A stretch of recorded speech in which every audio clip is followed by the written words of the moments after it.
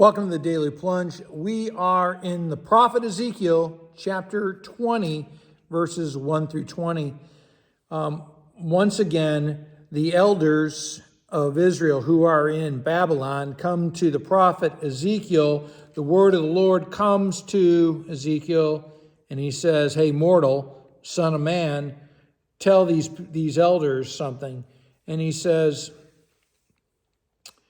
"I'm not going to let you inquire of me because you don't even honor me." He says, "Why don't you judge them, mortal, son of man, and confront them for their detestable practices they've been continuing on from their ancestors." From right out of the gate, when I reached out to these people when they were slaves in Egypt, I called them to take Sabbath time. And time again, they didn't do it. And I still was faithful to them because I made a promise. I'm going to be faithful to who I am. I'm not going to impinge upon my majesty and glory. So I brought them out of Egypt. He goes on to say, I gave them my decrees. I made known to them what we were supposed to be doing together as a covenant between God and people. And he says, I commanded them to respect the Sabbath as a way of showing that they were holy and that they belonged to me, because the Sabbath is a sign of that covenant. It's kind of like a date night. The purpose is to strengthen the relationship. And, as he says, so that they would know I am the Lord who made them holy. The Sabbath doesn't make us holy. The Sabbath reminds us that we are holy because God made us holy. But he goes on in verse 13, these people rebel against me. They ignore my decrees. They reject my word, the Torah, and they think it's no big deal. Do we think that murder is no big deal? No, we think that's wrong. Well, guess what? In the 10 Commandments, keeping the Sabbath is number 2. Do we believe that it's a big deal? God does.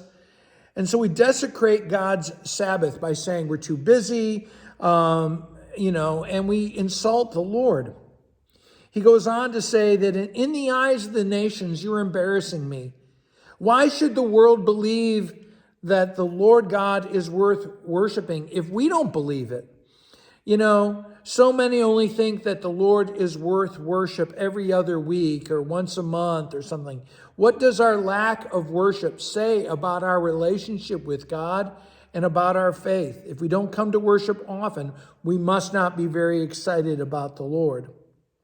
He goes on to say that, you're not going to get the blessings that are there for you if you don't show up. It's like a birthday party where the presents are, but you got to be there. And he, after all, brings them out of the wilderness of struggling, of scarcity, of being lost in the world, and brings them to a land of milk and honey where they live in God's provision and protection, in his presence and his blessing. And but their hearts, he says, were devoted to their idols. What is your heart devoted to? Where do you spend your time, invest your time? Again, it's not just Sunday morning. It's our everyday lives are to be devoted to the Lord. And so he goes, yet I took pity on them. I did not destroy them, even though they don't follow my ways and they worship idols.